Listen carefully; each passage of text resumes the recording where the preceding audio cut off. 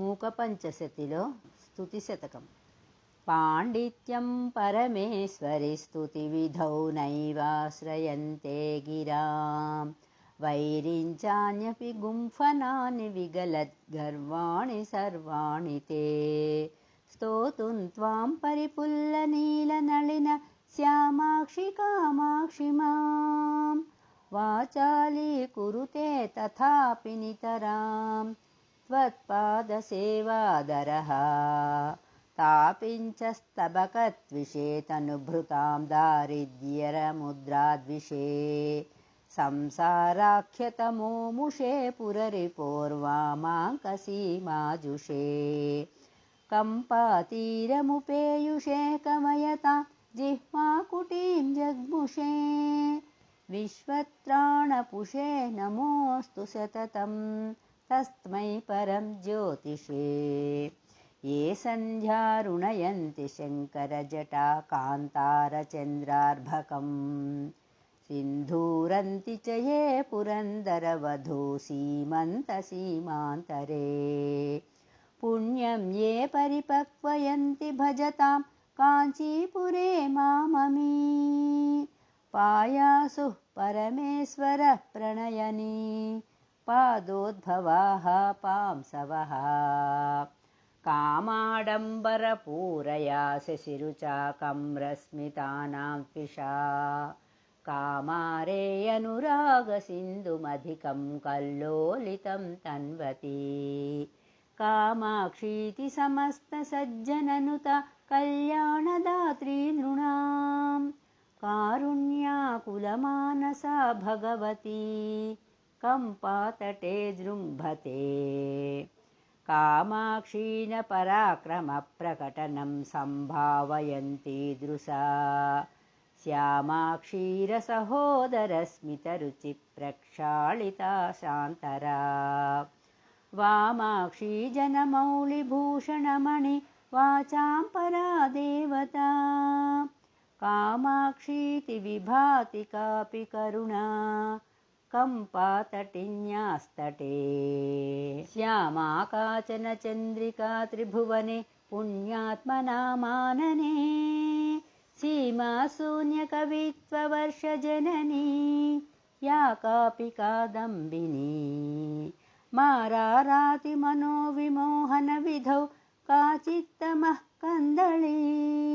कामाक्ष्याः करुणाकटाक्षलहरी कामाय मे कल्पतां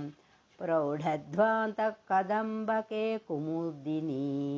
पुण्याङ्कुरं दर्शयन् ज्योत्स्नासङ्गमनेऽपि कोकमिथुनं मिश्रं समुद्भावयन् काळिन्दीलहरिदशां प्रकटयन् कम्रां नभस्यद्भुतां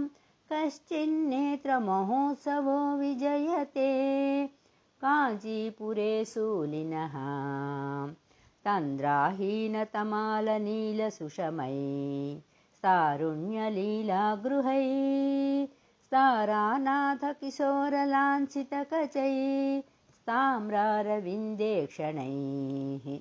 मातः संश्रयतां मनो मनसिज प्रागल्भ्यनाडिन्धमैः कम्पातीरचरैर्घनस्तनभरैः पुण्याङ्कुरैः शाङ्करैः नित्यं निश्चलतामुपेत्य मरुतां रक्षाविधिं पुष्णति तेजःसञ्चयपाटवेन किरणान् उष्णद्युतेर्मुष्णति काञ्चीमध्यगतापि दीप्तिजननी विश्वान्तरे जृम्भते काचिच्चित्रमोहस्मृतापि तमसां निर्वापिका दीपिका कान्थैकेशरुचाञ्चयै भ्रमरितं मन्दस्मितैः पुष्पितं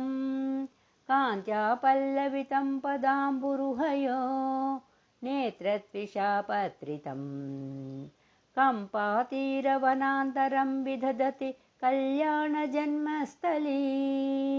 काञ्ची मध्य महामणिर्विजयते काचित् कृपा कन्दली काचन्द्रसमानकान्तिवदना नाकाधिराजस्तुता मूकानामपि कुर्वती सुरधुनी नीकासवाग्वैभवम् श्रीकाञ्चीनगरी विहाररसिका शोकापहन्त्री सताम् एका पुण्यपरम्परा पशुपते राकारिणी राजते जाता शीतलशैलतः सुकृतिना दृश्या परं देहिनां लोकानां क्षणमात्रसंस्मरणतः सन्तापविच्छेदिनी आश्चर्यं बहुखेलनं वितनुते नैश्चल्यमाबिभ्रती कम्पायास्तटसीम्नी कापि तटिनी कारुण्यपादो मयि ऐक्यं येन विरच्यते हरतनौ दम्भावपुंभावके रेखायत्कचसीम्नि शेखरदशां नैसाकरी गाहते औन्नत्यं मुहुरेति येन समहान् येनासकः सानुमां कम्पातीरविहारिणा सशरणास्तेनैव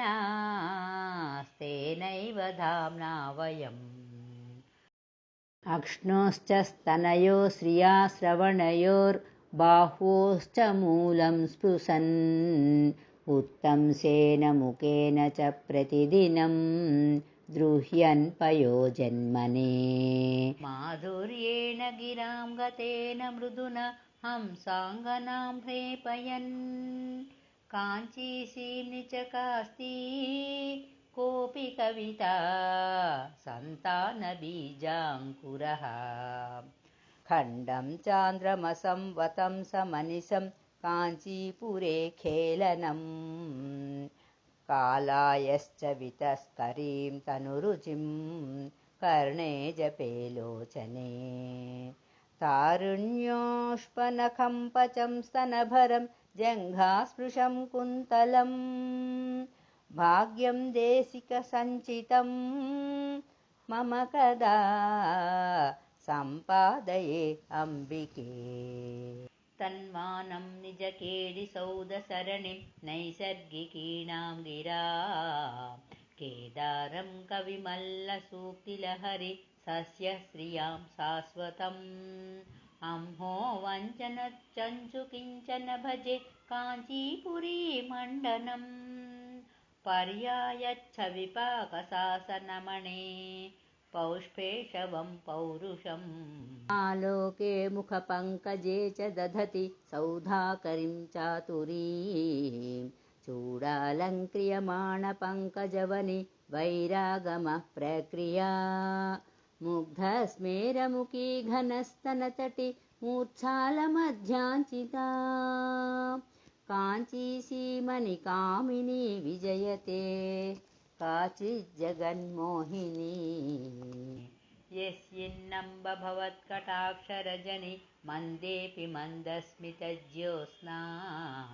संस्नपिता भवत्यभिमुखी तं प्रत्यहो देहिनं द्राक्षामाक्षिकमाधुरीमदभर व्रीडाकरी वैखरी कामाक्षी स्वयमातनोत्यभिश्रुतिं वामे क्षणे वक्षणात् काळिन्दी जलकान्तयस्मितरुचि स्वर्वाहिनी पाथसी प्रौढध्वान्तरुचस्फुटाधरमहो लौहित्यसन्ध्योदये माणिक्योपलकुण्डलां सुशिखिनि यामिश्रधूमश्रियः कल्याणैकभुवः कटाक्षसुषमाः कामाक्षी राजन्ति ते कलकलरणत्काञ्ची काञ्ची विभूषणमालिका कचभरलसच्चन्द्रा चन्द्रावतं सधर्मिणी कविकुलगिरस्रावं स्रावं मिलत्पुलकाङ्कुरा विरचितः शिरः कम्पा कम्पातटे परिशोभते सरसवचसां वीची नीची भवन्मधुमाधुरीं भरितभुवना कीर्ति मूर्तिन्मनोभवजित्वरी जननी मनसो योग्यं भोग्यं नृणां तव जायते कथमिव विना काञ्चीभूषे कटाक्षतरङ्गितं भ्रमरितसरित्कूले नीलोत्पलप्रभयाभया नतजनतमः कण्डी तुण्डीरसीं निविजृम्भते अचलतपसामेकः पाकः प्रसूनसरासना प्रतिभटमनोहारी नारी कुलैकशिखामणिः मधुरवचसो मन्दस्मेरा मतङ्गजगामिनः तरुणिमज्जुषस्तापिञ्छाभा स्तमः परिपन्थिनः कुचभरनताः पुर्युर्भद्रं कुरङ्गविलोचनाः कलितकरुणः काञ्चीभाजः कपाली महोत्सवा कमलसुषमा कक्ष्यारोहे विचक्षणवीक्षणाः कुमुदसुकृतक्रीडा चूडालकुन्तलबन्धुराः रुचिररुचिभिस्तापिञ्च श्रीप्रपञ्चनचुञ्चमः पुरविजयिनः कम्पातीरे स्फुरन्ती मनोरथाः कलितरतयः काञ्ची लीलाविधौ कविमण्डले वचनलहरी वासन्तीनां वसन्तविभूतयः कुशलविधये भूयासुर्मे कुरङ्गविलोचनाः कुसुमविशिखाराते रक्ष्णां कुतूहलविभ्रमाः कबलिततमस्काण्डा तुण्डीरमण्डलमण्डना सरसिजवनी सन्तानानाम् अरुन्तुदशेखराः नयनशरणे नेदीयां सह कदानुभवन्ति मे तरुणजलदश्यामा शम्भोस्तपः फलविभ्रमाः अचरममिषुं दीनं मीनध्वजस्य मुखश्रिया सरसिजभुवो यानं म्लानं गतेन च मञ्जुना तिदससदसामन्नं खिन्नं गिरा च वितन्वती तिलकयति सा कम्पातीरं त्रिलोचनसुन्दरी जननी भुवने चङ्क्रम्येऽहं कियन्तमनेहसं कुपुरुषकरभ्रष्टैर्दुष्टैर्धनैरुदरं भरिः तरुणकरुणे तन्द्राशून्ये तरङ्गयलोचने नमति मयि ते किञ्चित् काञ्चीपुरीमणिदीपिके मुनिजनमनः पेटीरत्नं स्फुरत्करुणानटीविहरणकलागेहं काञ्चीपुरीमणिभूषणं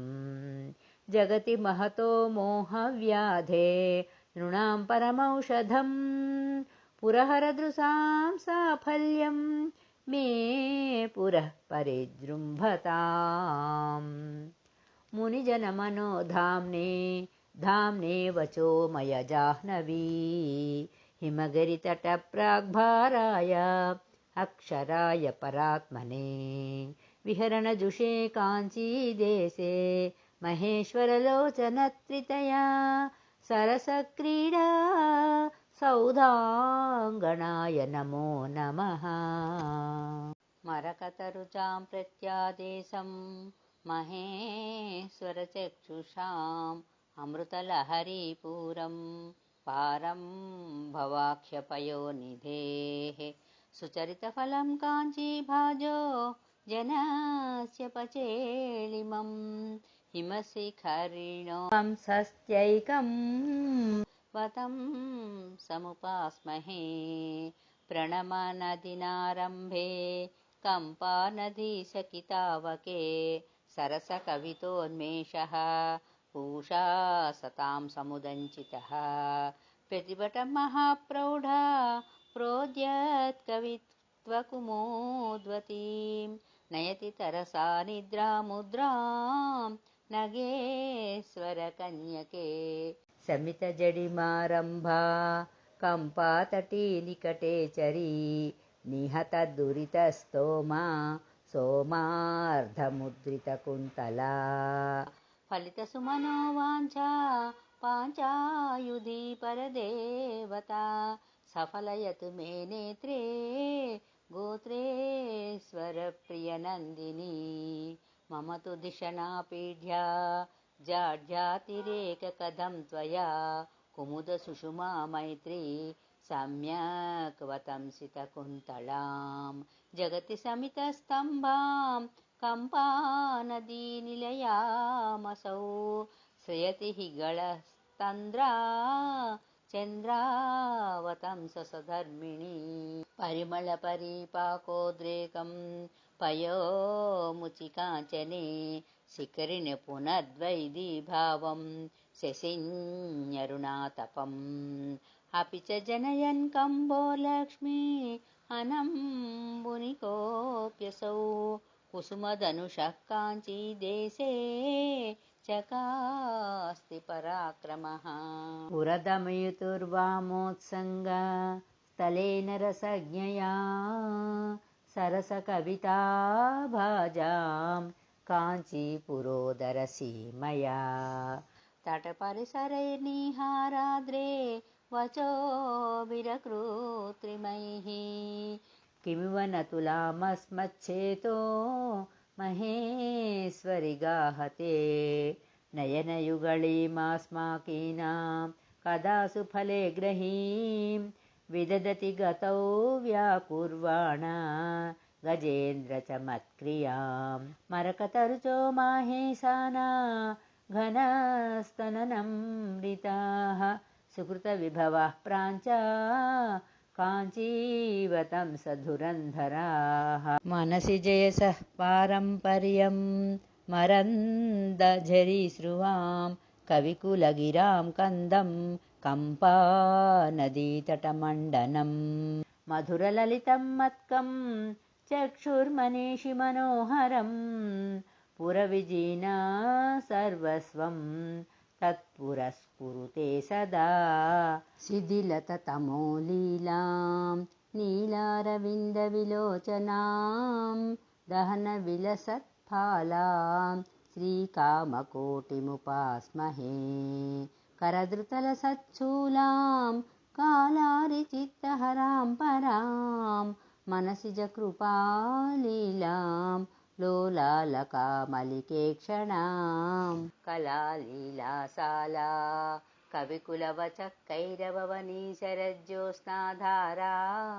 ससदरशिशुश्लाघ्यमुकुटी पुनीतेनाकम्पा पुलिनतटसौहार्दतरला कदा चक्षुर्मार्गं कनकगिरिधानुष्कमहिषी नमस्तान्नम्रेभ्यः स्तनगरिमगर्वेण गुरुणा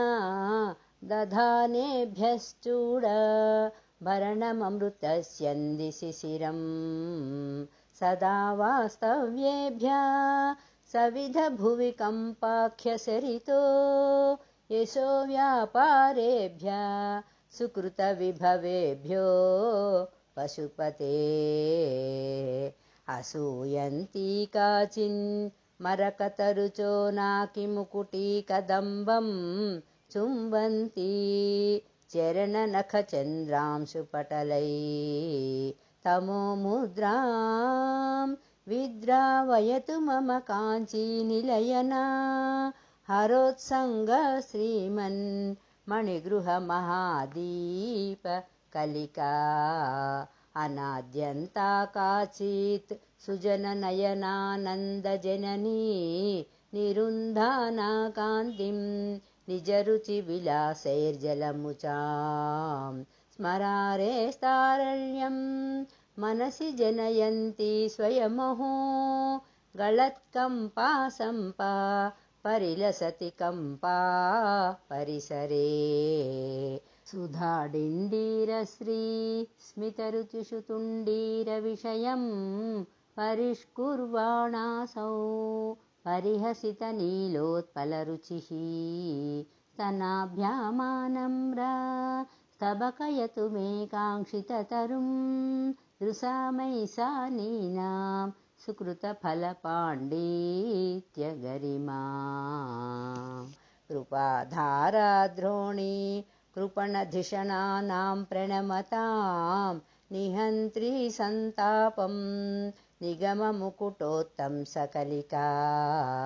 पराकाञ्चीलीला परिचयवती पर्वतसुता गिराम्नीवी देवी गिरिशपरतन्त्रा विजयते कवित्व श्रीकन्द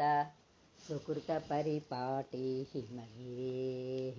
विधात्री विश्वेषां विषमशरवीरध्वजपटी सखी कम्पा नद्याः पदहसितपादोजयुगळी पुराणी पायान्नः पुरमथन साम्राज्यपदवी दरिद्राणां मध्ये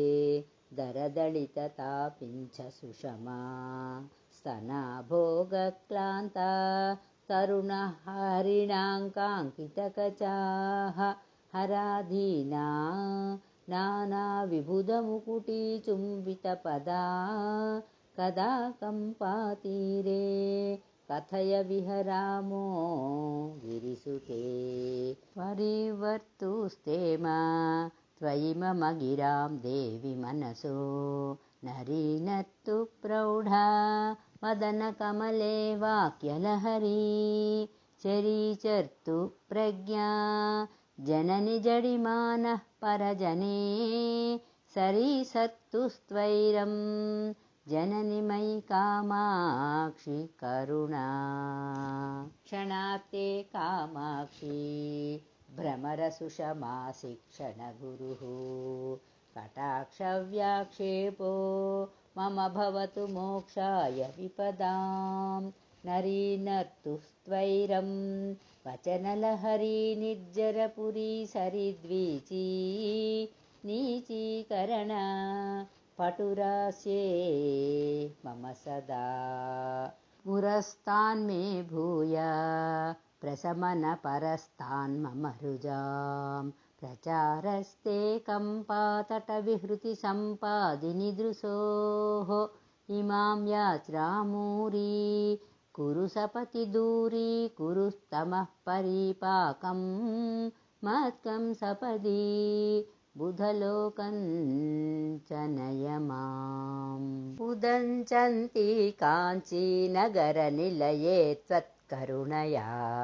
समृद्धा वाग्धाटी परिहसितमाध्वीकवयताम् उपादत्ते मारा प्रतिभटजटाजूटमुकुटी कुटीरे उल्लासिन्याः सतमखतटिन्या जयपटीं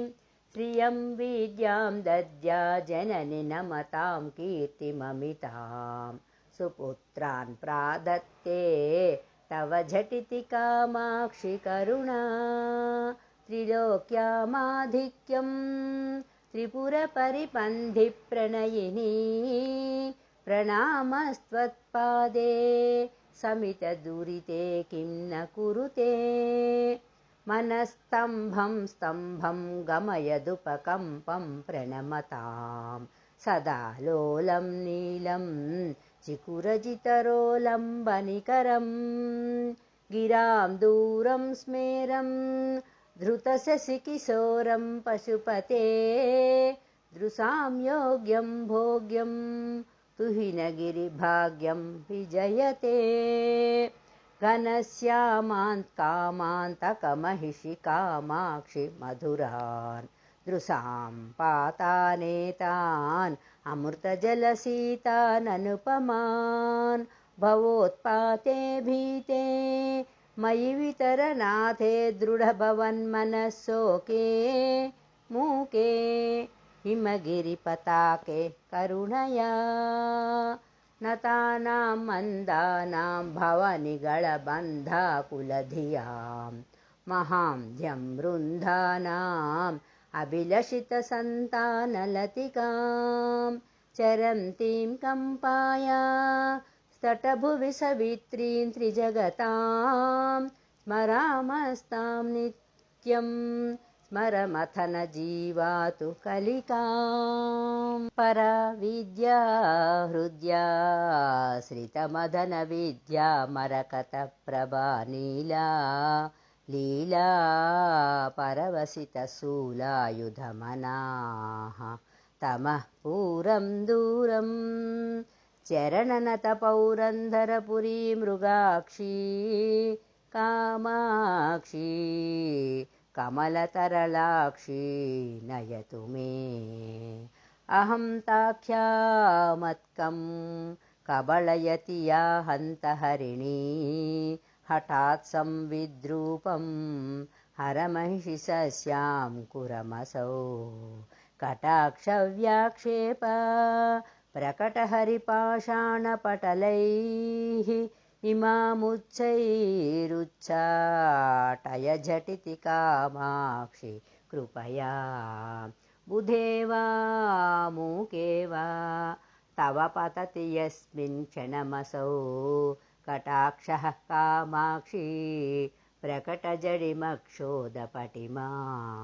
कथं कारं नास्मै करमुकुलचूडालमुकुटा नमो वाकं ब्रूयुः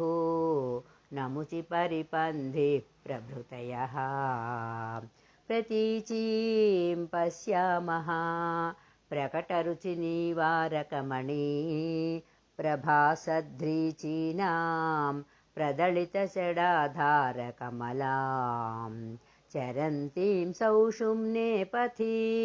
परपदेन्दुप्रविगलत्सुधार्द्रां कामाक्षीं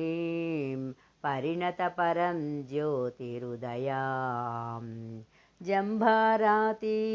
प्रभृतिमुकुटी पादयोः पीठयन्ती गुम्फान् वाचां कविजनकृतां स्त्वैरमारामयन्ती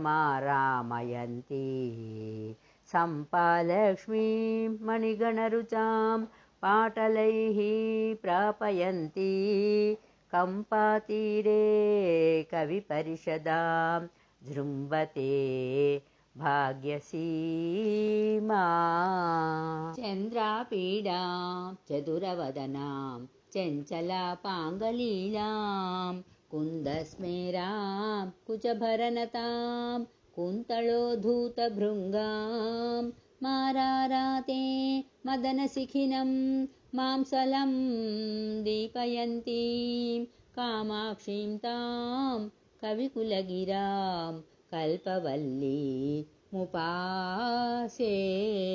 कालाम्भोदा प्रकरसुषमां कान्तिभिस्तर्जयन्ती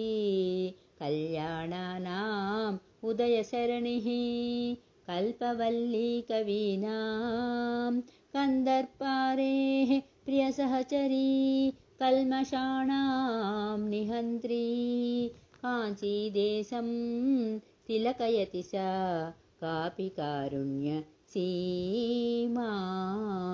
ऊरीकुर्वन् उरसिजतटे चातुरीं भूधराणां पादोजानां नयनयुगले पारिपन्ध्यं वितन्वन् कम्पातीरे विहरति रुचा मोहयन् मेघशैलीं कोकद्वेषं शिरसि कलयन् कोऽपि विद्या विशेषः काञ्चीलीला परिचयवती कापि तापिञ्छलक्ष्मीः जाड्यारण्ये हुतवः शिखा जन्मभूमिः कृपायाः माकन्दश्री मधुरकविता चातुरी कोकिलानां मार्गे भूयान् मम नयनयोर्मान्मथी कापि विद्या सेतुर्माता मरकतमयो भक्तिभाजाम्भवाब्दौ लीलालोला कुवलयमयी मान्मथी वैजयन्ती काञ्चीभूषा पशुपतिदृशां कापि कालाञ्जनाली मत्कं दुःखं शिथिलयतु ते मञ्जुला पाङ्गमाला व्यावृण्वाना कुवलयदलप्रक्रिया वैरमुद्रां व्याकुर्वाणा मनसिज महाराजसाम्राज्यलक्ष्मीं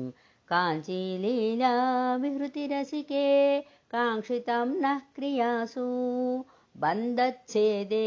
तव नियमिनां बद्धदीक्षाः कटाक्षाः कालाम्भोदे शशिरुचिदलं कैतकं दर्शयन्ति मध्ये सौधामिनि मधुलिहां मालिकां राजयन्ति हंसरावं विकचकमले मञ्जुमुल्लासयन्ति कम्पातीरे विलसति नवा कापि कारुण्यलक्ष्मीः चित्रं चित्रं निजं मृदुतया भत्स्ययन् पल्लवाळीं पुंसां कामान् भुवि च नियतं पूरयन् पुण्यभाजां जातः शैलानतु जलनिधे स्वैरसञ्चारशीलः काञ्चीभूषा कलयतु शिवं कोऽपि चिन्तामणिर्मे ताम्राम्भोजं जलदनिकटे तत्र बन्धूकपुष्पं तस्मिन्मल्लीकुसुमसुषमां तत्र वीणानिनादं व्यावृण्वाना सुकृतलहरी कापि काञ्चीनगर्याम् ऐसा नीसा कलयति तराम् ऐन्द्रजालं विलासम् आहारांसं त्रिदशसदसाम् आश्रये चातकानाम् आकाशोपर्यपि च कलयन्नालयं तुङ्गमेषां कम्पातीरे विहरति तरां कामधेनुः कवीनां मन्दस्मेरो मदननिगम प्रक्रिया सम्प्रदायः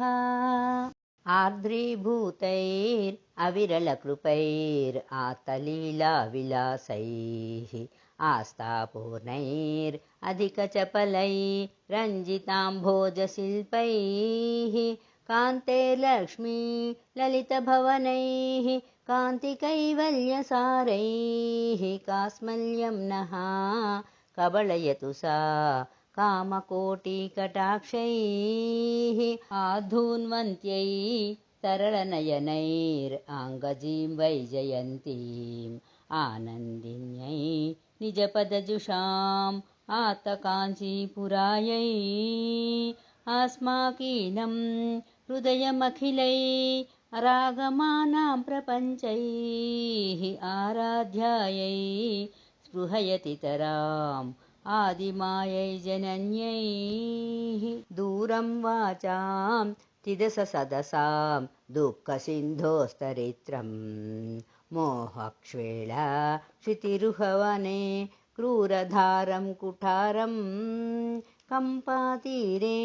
प्रणयकविभिर्वर्णितोद्यच्चरित्रं शान्त्यै सेवे सकलविपदां साङ्करं तत्कळत्रं खण्डीकृत्य प्रकृतिकुटिलं कल्मषं प्रातिभस्त्रीसुण्डीरत्वं निजपदजुषां शून्यतन्त्रं दिशन्ति तुण्डीराख्ये महति विषये स्वर्णवृष्टिप्रदात्री चण्डीदेवी कलयति चन्द्रचूडालचूडे येन ख्यातो भवति स गृही पूरुषो मेरुधन्वा यद्हृत्कोणे मदननिगमा प्राभवं भो भवीति यत्प्रीत्यैव त्रिजगदधिपो जृम्भते किं पचानः कम्पातीरे सजयति महान् कश्चिदोजो विशेषः। धन्या धन्या गतिरिह गिरां देवि कामाक्षि यन्मे निन्द्यां भिन्द्यां सपति जडतां कल्मषादुन्मिषन्ति साध्वी माध्वी रसमधुरतां भञ्जिनी मञ्जुरीतिः वाणी वेणी झटिति वृणुतात् स्वर्धुनी स्पर्धिनी मां यस्या वाटी हृदयकमलं कौसुमी योगभाजां यस्याः पीठी सततशिशिरा सीकरैर्माकरन्दैः यस्याः पेटी श्रुतिपरिचलन् मौलिरत्नस्य काञ्ची सा मे सोमाभरणमहिषी साधयेत् काङ्क्षितानि एका माता सकलजगता मीयुषी ध्यानमुद्राम् एकाम्राधीश्वरचरणयोरेकतानासमिन्धे ताटङ्कोद्यन्मणिगणरुचा ताम्रकर्णप्रदेशा तारुण्यश्रीस्तबकितरुचा तापसी कापि बाला दन्तादन्ती प्रकटनकरी दन्तिभिर्मन्दयानैः मन्दाराणां मदपरिणतिं मध्नति मन्दहासैः अङ्कुराभ्यां मनसि जठरोरङ्कितोरः कुचाभ्याम् अन्तः काञ्ची स्फुरति जगताम् आदिमा कापि माता त्र्यम्बककुटुम्बिनीं त्रिपुरसुन्दरीमिन्दिरां पुलिन्दपतिसुन्दरीं त्रिपुरभैरवीं भारतीं मतङ्गकुलनायिकां महिषमर्दिनीं मातृकां भणन्ति विबुधोत्तमाः विहृतिमेव कामाक्षि ते। महामुनिमनोनटी महितरम्यकम्पातटी कुटीरकविहारिणी कुटिलबोधसंहारिणी सदा भवतु कामिनी सकलदेहिनां स्वामिनी कृपातिशयकिङ्करी मम विभूतये शङ्करी जनाः प्रकृतिनिर्धना जनविलोचनारुन्तुदा नरा जननिवीक्षणां क्षणमवाप्य कामाक्षि ते वचस्सु मधुमाधुरीं प्रकटयन्ति पौरन्दरी विभूतिषु विडम्बनां वपुषि मान्मथीं प्रक्रियां घनस्तनतटस्फुट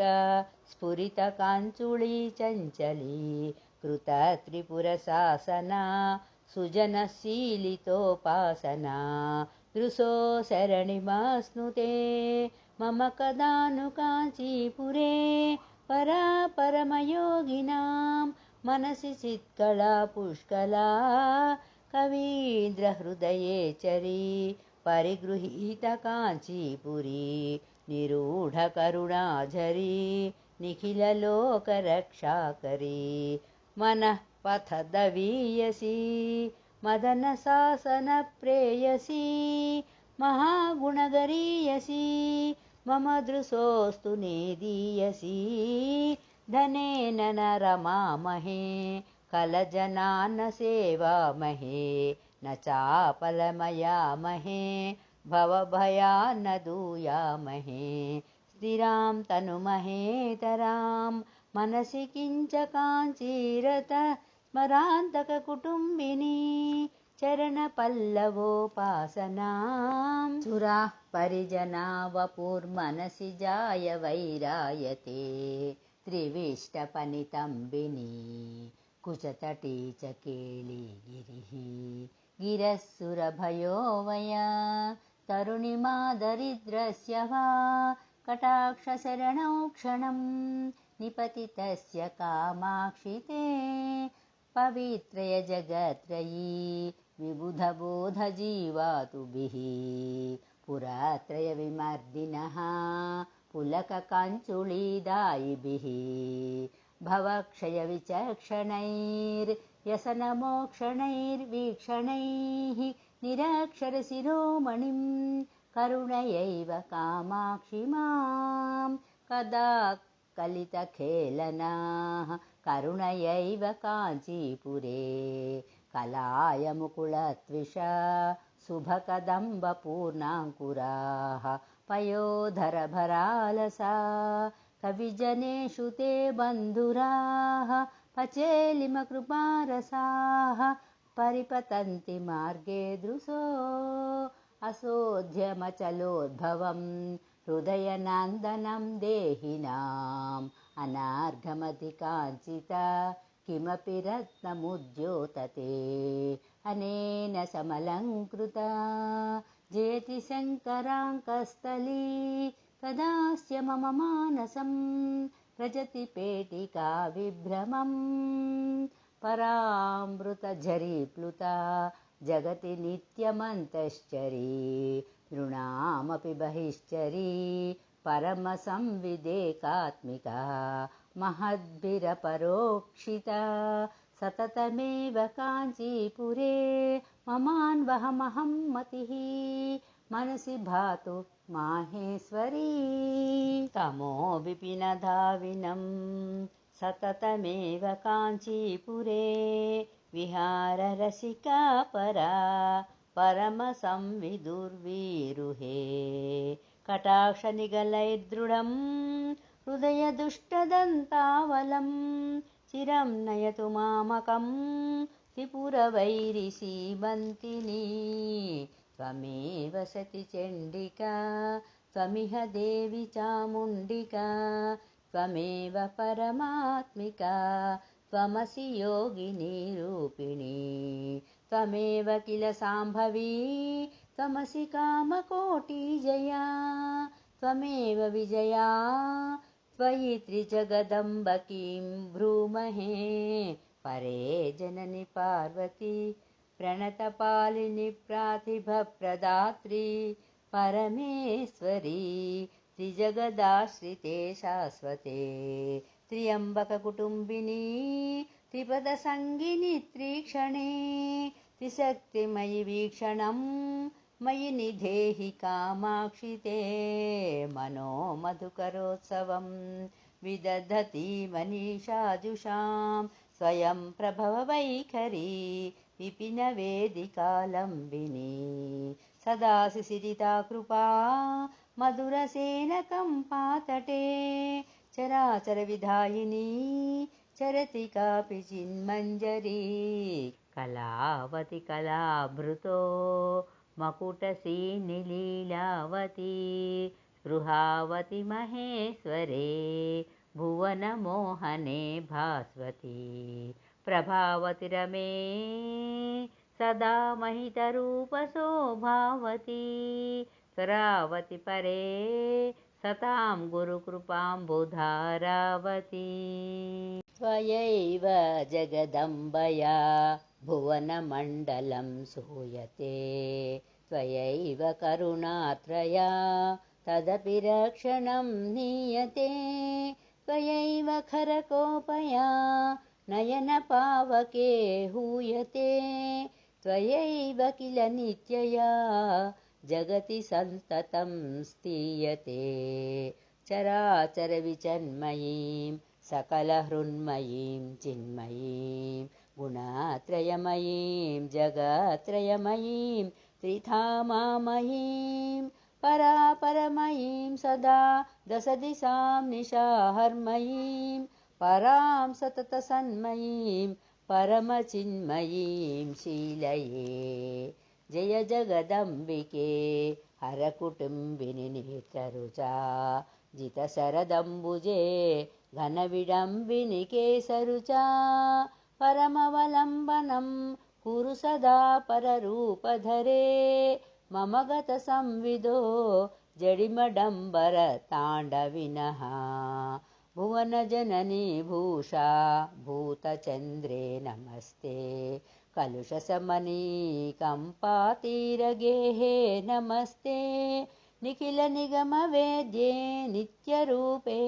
नमस्ते परशिवमयि पाशच्छेदहस्ते नमस्ते क्वणत्काञ्ची काञ्चीपुरमणिविपञ्ची लयझरी शिरः कम्पा वसतिरनुकम्पा जलनिधिः घनश्यामा श्यामा कठिनकुचसीमा मनसि मे मृगाक्षी कामाक्षी हरनटनसाक्षी विहरतां समरविजयकोटि साधकानन्दधाटी मृदुगुणमणिपेटी मुख्यकादम्बवाटी मुनुसुतपरिपाटी मोहिता जाण्डकोटी परमशिववधूटी पातु मां कामकोटी इमं परवरप्रदं प्रकृतिपेशलं पावनं परापरचिदाकृतिप्रकटनप्रदीपायितं स्तवं पठति नित्यदा मनसि भावयन् अम्बिकां जपैरलमलं मखैरधिकदेहसंशोषणैः स्तुतिशतकं समाप्तम्।